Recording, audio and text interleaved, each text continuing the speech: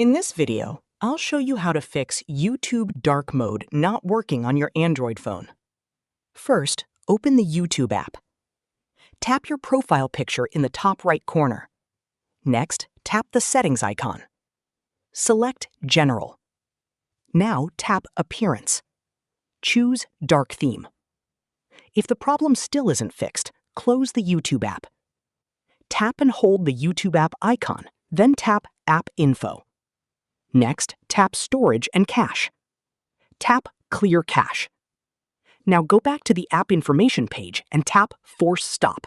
Then confirm OK.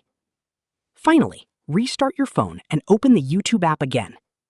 Dark mode should now work normally.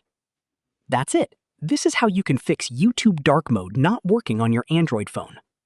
If you found this video helpful, don't forget to like the video, subscribe to our channel, and press the bell icon for more tutorials. Thanks for watching.